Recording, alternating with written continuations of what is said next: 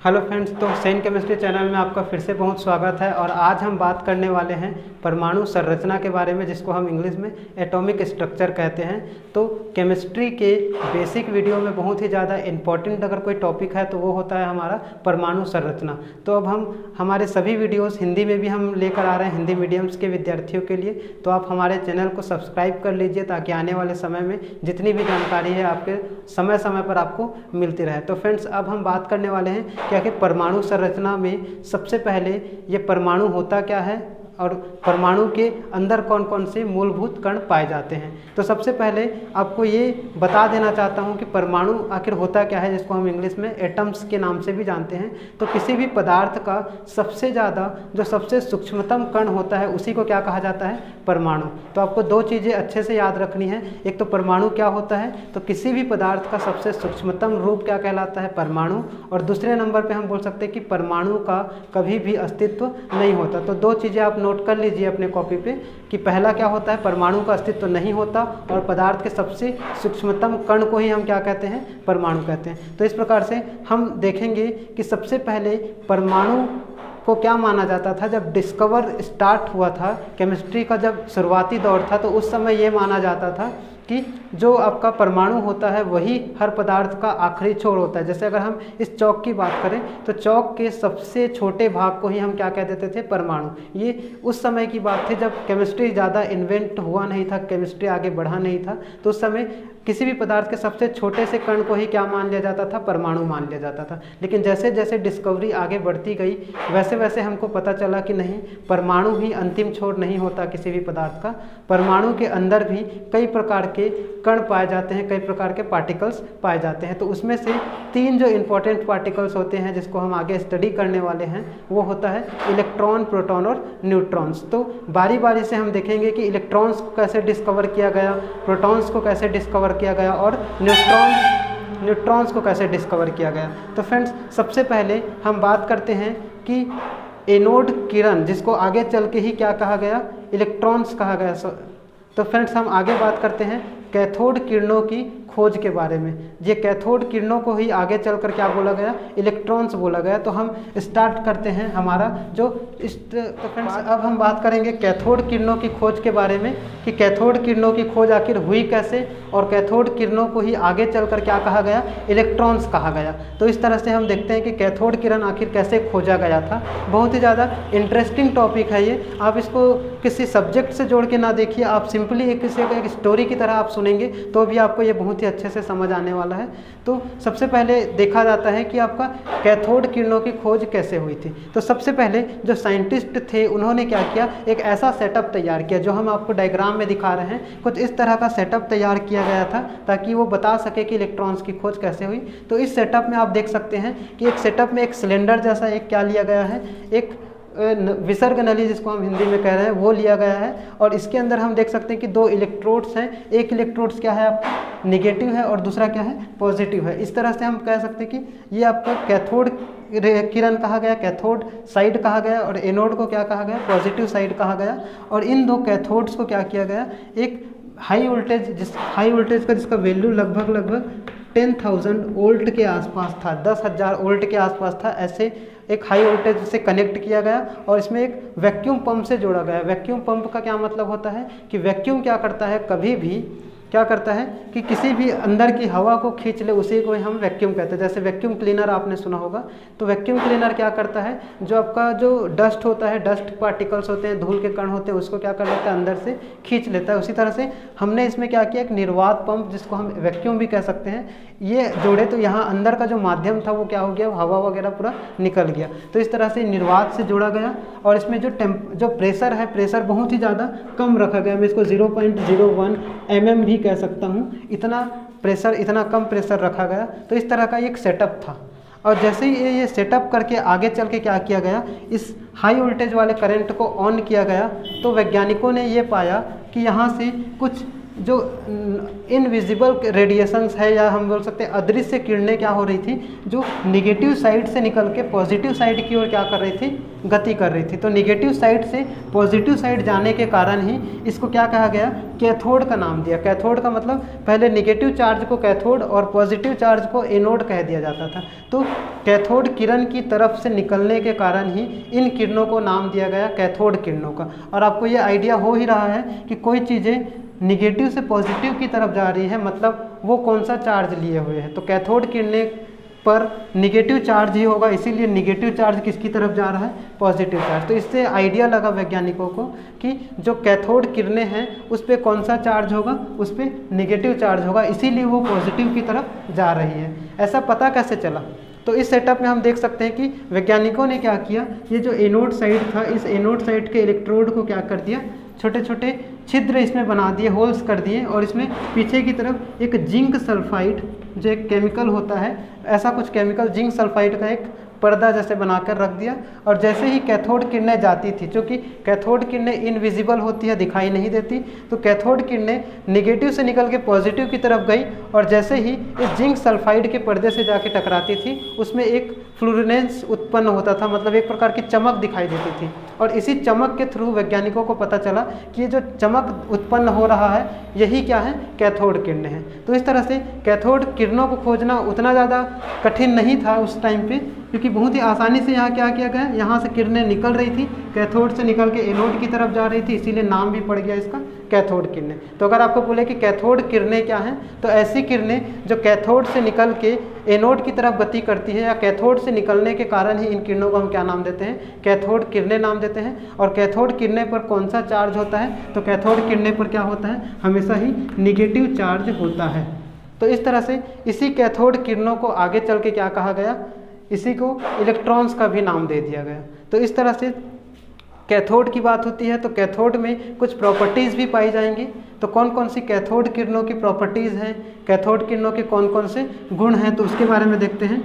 Cathode किरणें के कौन कौन से गुण हैं। तो सबसे पहला फ्रेंड्स इसमें गुण बताया गया कि कैथोड किरण जो अब मैं ये सेटअप बना चुका हूँ, इस सेटअप में आप देखेंगे कि आगे कैथोड किरणों के रास्ते में क्या कर दिया गया, एक प्रकार का एक वस्तु रख दी गई, कोई सी भी एक वस्तु रख दी गई, और उस वस्तु से जैसे ही कैथोड किरण टकराता था, उस वस्तु के अपोजिट क्या बन जाता था, एक छाया उत्पन्न हो जाती थी, प्रतिछाया बोल सकते हैं हम उसको। तो उस कारण इससे क्या निष्कर्ष निकलता है, इससे ये निष्कर्ष निकलता है कि कैथोड किरणें जाती है, उसके मार्ग में कोई वस्तु आ जाता है तो उसकी छाया पीछे बन जाती है। इससे स्पष्ट होता है कि कैथोड किरणें हमेशा ही क्या होती है, सरल रेखा में गति करती है। कैथोड किरणें हमेशा ही सरल रेखा में गति करती हैं। ये आप लिख सकते हैं कि कैथोड किरणें हमेशा ही कहाँ गति करेंगी, सरल रेखा में गति करेंगी। उसी तरह से जो दूसरा देखा गया वैज्ञानिकों के द्वारा कि जो इस सेटअप था उसमें जो कैथोड किरणों के मार्ग में क्या किया जाता था, एक हल्का चक्र रख दिया जाता था। हल्का चक्र मतलब बहुत ही ज़्यादा हल्का होता था वो। तो वो हल्का चक्र क्या होता था, कैथोड किरणों से टकरा के वो चक्र घूमने लग जाता था। तो इससे क्या साबित होता है, इससे साबित होता है कि कैथोड किरण क्या होता है, कई सारे द्रव्य कणों से मिलकर बना होता है। द्रव्य कण मतलब उसके अंदर भी ऊर्जा है एक प्रकार से, तो यही ऊर्जा क्या कर रही है, उस चक्र को घुमाने का काम कर रही है। तो इस तरह से हम बोल सकते हैं कि कैथोड किरणें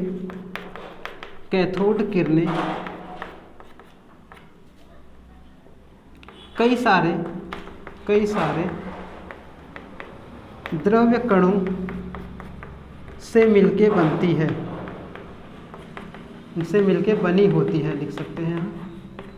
तो इस तरह से हम कह सकते हैं कि कैथोड किरण क्या है, कैथोड किरण कई सारे द्रव्य का मतलब जिसमें ऊर्जा हो सकता है उसे हम कहते हैं। तो कई सारे द्रव्य कणों से मिलकर बनी होती है, इसीलिए उसमें इतनी ऊर्जा तो होती है कि वो जो हल्का चक्र होता है उसे वो तेज़ी से क्या करती है, घुमाने लग जाती है। उसी तरह जो तीसरा नंबर का अगर हम आगे बात करें तो ये क्या करती थी, फोटोग्राफिक प्लेट को प्रभावित करती थी। फोटोग्राफिक प्लेट का मतलब है कि जो पुराने ज़माने में जो कैमरास होते थे उनकी जो रील्स हैं उसको ये क्या कर देती थी, प्रभावित कर देती थी। तो फोटोग्राफिक प्लेट को भी हम ये क्या कह सकते हैं, ये प्रभावित करती थी। तो इस तरह से कह सकते हैं कि कैथोड किरणें फोटोग्राफिक प्लेट को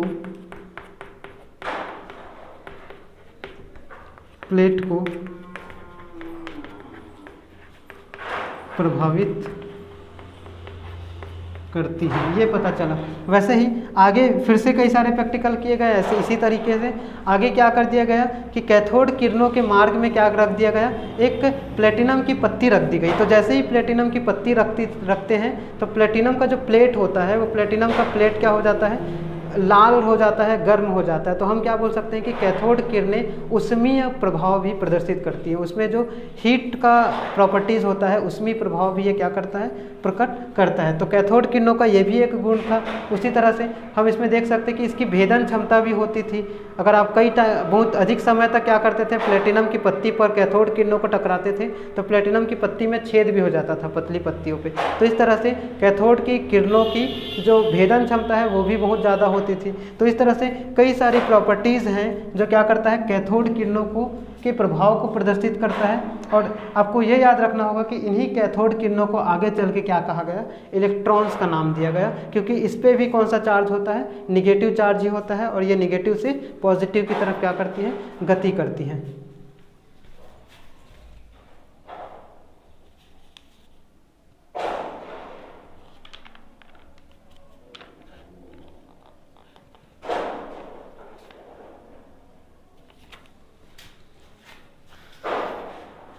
तो फ्रेंड्स वैसे ही कैथोड किरण का जो नेक्स्ट है, कैथोड किरणों का एक और गुण था कि ये क्या करता था, चुंबकीय क्षेत्र से विचलित हो जाना। विचलित हो जाने का मतलब कैथोड किरणों को यदि हम क्या करें, चुंबकीय क्षेत्र में रखें। यदि चुंबकीय क्षेत्र में दो ध्रुव होते हैं, एक N ध्रुव दूसरा S ध्रुव, तो दो N और S ध्रुव के बीच में यदि हम कैथोड किरणों को गुजारें तो कैथोड किरणें क्या हो जाती थी, चुंबकीय क्षेत्र से विचलित हो जाती थी। उसी तरह से इन कैथोड किरणों को यदि हम आगे चल के क्या करें, इलेक्ट्रिक फील्ड में रखें, विद्युत क्षेत्र में रखें, तो ये चूंकि निगेटिव है तो ये पॉजिटिव की तरफ ही गति करेगी। तो जैसे ही इलेक्ट्रिक फील्ड में रखा जाता था कैथोड किरणों को, ये क्या होता था, पॉजिटिव चार्ज की तरफ झुक जाती थी। तो इस तरह हम कह सकते हैं कि ये क्या होता है, पॉजिटिव तरफ जाने के नाम से ही कैथोड किरण पे कौन सा चार्ज होगा, निगेटिव चार्ज होगा। तो इस तरह से ये सब कैथोड किरणों के गुण होते हैं। तो आपको ये पता होना चाहिए कि कैथोड किरणों की खोज आखिर हुई कैसे थी और कैथोड किरणों में कौन कौन से गुण पाए जाते थे। और आगे चल के इसी कैथोड किरण को क्या नाम दिया गया, इलेक्ट्रॉन्स का नाम दिया गया। और आपको याद रखना होगा कि इलेक्ट्रॉन्स की खोज जो वैज्ञानिक थे वो थे आपके J.J. थॉमसन।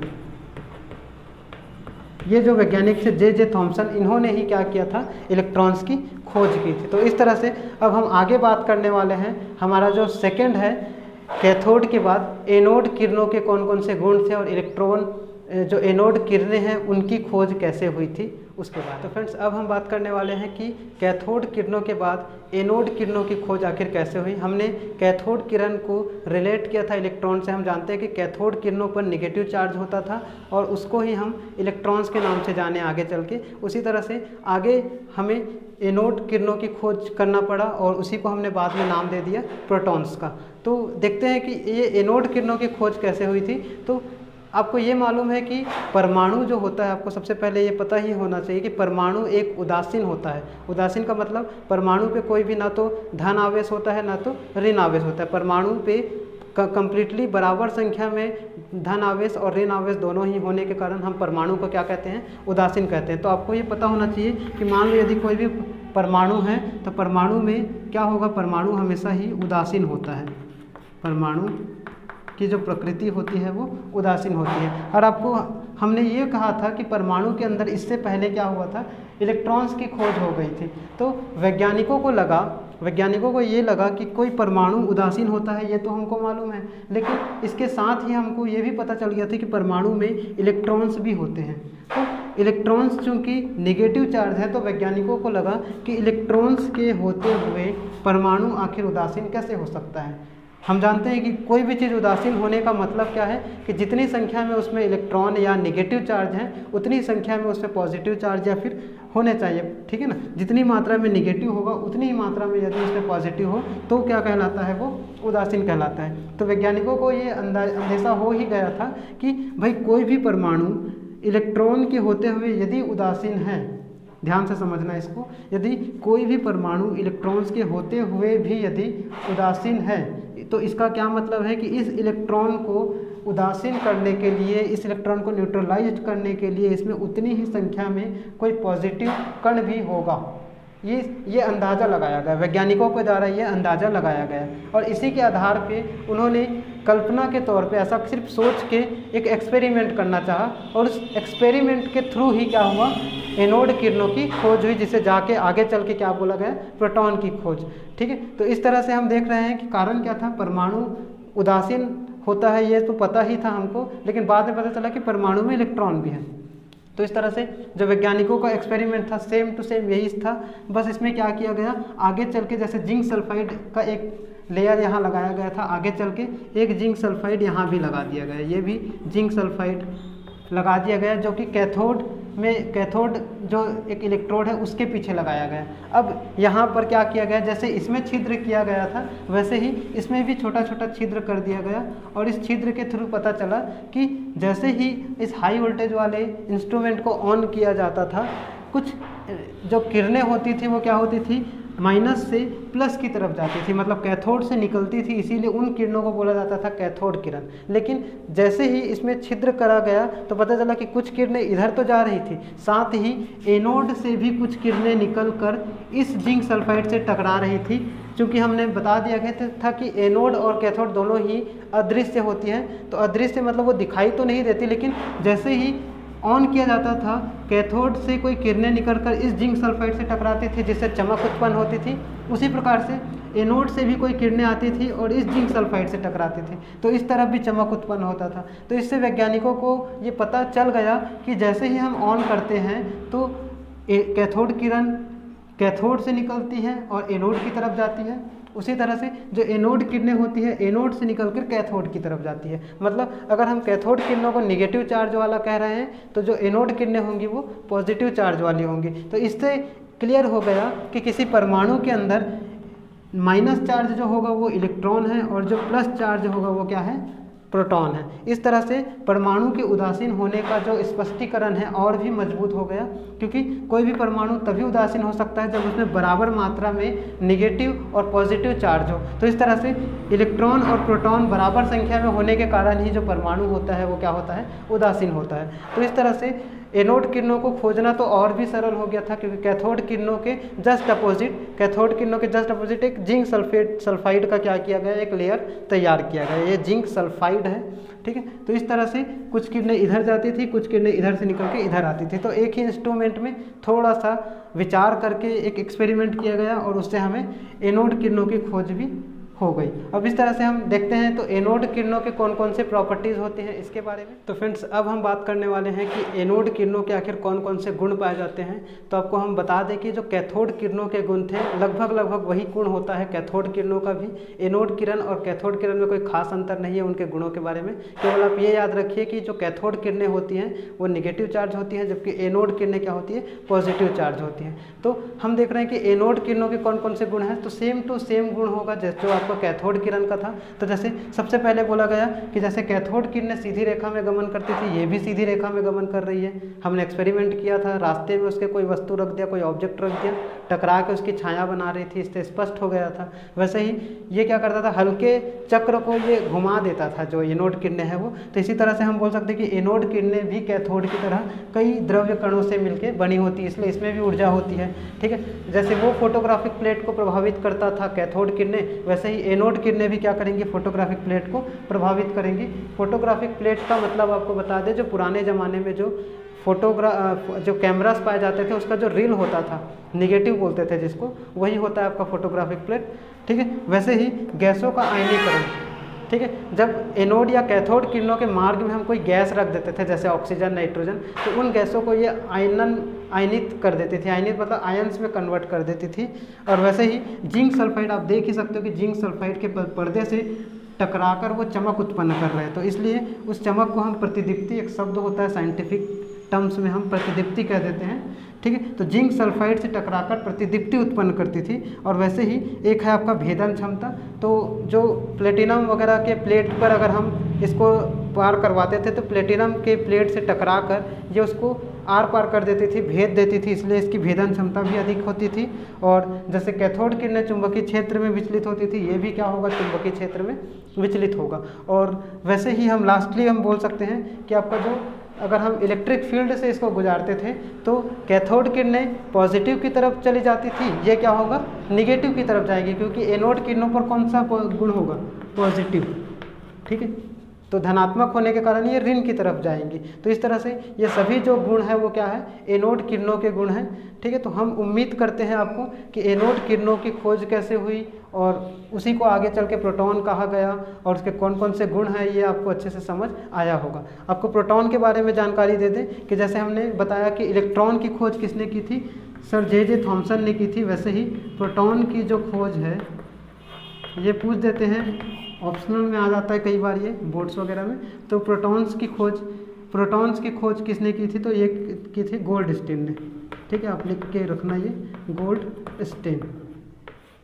ठीक है, तो जो गोल्डस्टीन नाम के वैज्ञानिक थे उन्होंने क्या की थी, प्रोटॉन की खोज की थी। इस तरह से ये कन्फर्म हो गया था कि कोई भी परमाणु होता है उसमें दो प्रकार के कण तो पाए ही जाते हैं, एक होता है इलेक्ट्रॉन और दूसरा होता है प्रोटॉन। दोनों ही अपोजिट चार्ज वाले होते हैं और अपोजिट चार्ज होने के कारण वो पूरे परमाणु को क्या करके रखते हैं, उदासीन बनाए रखते हैं, न्यूट्रलाइज्ड बनाए रखते हैं। तो यही उसका कारण था। अब हम हमारा थर्ड पढ़ लेते हैं। अब हम बात करने वाले हैं कि आखिर न्यूट्रॉन्स की खोज कैसे हुई थी। हमने देखा कि एनोड और कैथोड, जिसको हम क्रमशः क्या कह सकते हैं, एनोड को हमने प्रोटॉन कहा और कैथोड को हमने इलेक्ट्रॉन कहा। तो इसी तरह से इलेक्ट्रॉन और प्रोटॉन की खोज के लगभग 100 साल के बाद ही क्या हुआ, न्यूट्रॉन्स को खोजा गया था। तो न्यूट्रॉन्स को जो खोजे उन वैज्ञानिक का नाम था चैडविक। ठीक है ना, तो खोज जो वैज्ञानिक किए थे उनका नाम क्या था, चैडविक नाम के वैज्ञानिक ने क्या किया था, न्यूट्रॉन्स की खोज की थी। तो इस तरह से इसमें देखा गया कि न्यूट्रॉन्स की खोज आखिर कैसे हुई थी। तो जो चैडविक नाम के वैज्ञानिक थे वो एक एक्सपेरिमेंट कर रहे थे, जिस एक्सपेरिमेंट को बोला जाता है कृत्रिम तत्वांतरण। ये कृत्रिम तत्वांतरण क्या होता है, कृत्रिम का मतलब होता है आर्टिफिशियल रूप से किसी एक एलिमेंट्स को, एक तत्व को दूसरे तत्व में कन्वर्ट करना ही तत्वांतरण कहलाता है। तत्वांतरण मतलब कोई एक तत्व को दूसरे तत्व में कन्वर्ट करने का प्रोसेस ही क्या कहलाता है, तत्वांतरण। तो कृत्रिम तत्वांतरण का एक प्रैक्टिकल वो कर रहे थे, जिसमें उन्होंने क्या किया था, बेरिलियम के साथ हीलियम को रिएक्ट करा रहे थे। ठीक है, तो इस तरह से हीलियम 2 4, उसी तरह से ये आपका होता है बेरिलियम का 4 9। तो ये बेरिलियम होता है, बेरिलियम जिसका परमाणु क्रमांक 4 और परमाणु द्रव्यमान 9, और हीलियम जिसको अल्फा कण भी कहा जाता है या अल्फा किरण भी कहा जाता है इसे। तो अल्फा किरणों से ये रिएक्ट कराया गया बेरिलियम को, तो आगे चल के कार्बन प्राप्त हुआ और कार्बन का कितना था, 6 और ये 12। उम्मीद की जा रही थी कि जैसे 4 और 2 6 बना, वैसे ही 9 और 4 क्या हो, 13 परमाणु द्रव्यमान प्राप्त हो, लेकिन प्राप्त क्या हुआ, 12। तो कार्बन 6 12 हमको मिला। और साथ में अब देख सकते हैं कि एक, आखिर उन्होंने सोचा कि एक द्रव्यमान आखिर गया कहाँ। तो ऐसे ऐसे कई सारे एक्सपेरिमेंट किए गए, सब में देखा गया कि हर बार एक द्रव्यमान क्या होता था, गायब रहता था। तो इससे ये तर्क निकाला गया कि उस एक और पार्टिकल्स होता है परमाणु में, जिसपे क्या होता है, जिसका द्रव्यमान तो एक होता है लेकिन उसमें आवेश कुछ भी नहीं होता, क्योंकि आप देख सकते हैं कि 4 और 2 6 कम्प्लीटली यहाँ बन चुका है। तो इस तरह से बेरिलियम पर जब हीलियम या अल्फा किरणों को रिएक्ट करवाया गया तब कार्बन प्राप्त हुआ और साथ में एक अलग से पार्टिकल्स, अलग से एक कण प्राप्त हुआ, जिसको आगे चल के क्या कह दिया गया, न्यूट्रॉन कह दिया गया। तो इस तरह से न्यूट्रॉन की खोज हुई थी, जो चैडविक नाम के वैज्ञानिक ने किया था। इतना ही आपको पूछा जाएगा। और ये कृत्रिम तत्वांतरण के एक्सपेरिमेंट के दौरान ये खोज हुआ था। तो इस तरह से हमने इलेक्ट्रॉन, प्रोटॉन और न्यूट्रॉन तीनों की खोज देख ली। तो आपको थोड़ा सा याद रखना होगा कि जो इलेक्ट्रॉन की खोज, जिसको हम कैथोड भी कह रहे हैं, ठीक है, वैसे ही जो एनोड, जिसको हमने क्या कहा, प्रोटॉन की खोज, वैसे ही न्यूट्रॉन की खोज। ठीक है, तो फ्रेंड्स ये आपको याद रखना होगा कि इलेक्ट्रॉन्स की खोज जो वैज्ञानिक किए थे वो क्या थे, जे थॉमसन। ठीक है, जबकि प्रोटॉन की खोज जो वैज्ञानिक किए थे उनका नाम था गोल्डस्टीन। और जो न्यूट्रॉन की खोज जिसको हम लिख रहे हैं वो क्या थे, वो वैज्ञानिक थे चैडविक। तो ये 3 वैज्ञानिक का नाम आपको याद रखना होगा, क्योंकि ऑप्शनल में या फिल इन द ब्लैंक्स जो खाली स्थान होता है उसमें ये क्वेश्चन कर दिया जाता है। तो शॉर्टकट में आप इसको याद रख सकते हो, जे थॉमसन का जे, जी गोल्डस्टीन का, और ये है आपका सी। तो JGC अगर आप याद रखोगे तो आपको ये आसानी होगा ट्रिक के तौर पे याद रखने के लिए। आपको ये भी याद रखना होगा कि इलेक्ट्रॉन पे नेगेटिव चार्ज होता है, प्रोटॉन पे पॉजिटिव चार्ज होता है, जबकि न्यूट्रॉन पे कोई भी चार्ज या आवेश नहीं होता, इसीलिए हम इसको नेगेटिव, पॉजिटिव और इसको ज़ीरो ऐसा शो करते हैं। ठीक है, तो इस तरह से जो हमारा परमाणु संरचना था उसका जो पहला टॉपिक था एनोड की खोज, कैथोड की खोज और हम बोल सकते हैं प्रोटॉन की या न्यूट्रॉन की खोज, इन तीनों के बारे में हमने चर्चा किया। आगे चल के हम जो और इम्पोर्टेंट टॉपिक्स है इसी चैप्टर के वो भी हम लेकर आने वाले हैं। तो एक पूरा सीरीज़ चलेगा परमाणु संरचना से रिलेटेड, खास तौर पे हिंदी मीडियम के स्टूडेंट्स के लिए। तो आप इसको, हमारे चैनल को आप सब्सक्राइब कीजिए, वीडियो पसंद आया तो उसको लाइक कीजिए, सभी फ्रेंड्स को शेयर कीजिए, और जिस टॉपिक पे, जिस चैप्टर के लिए आपको वीडियो चाहिए वो हमारे कमेंट बॉक्स में आप कमेंट कीजिए, ताकि हम जल्दी से जल्दी उसको लेकर आएँ।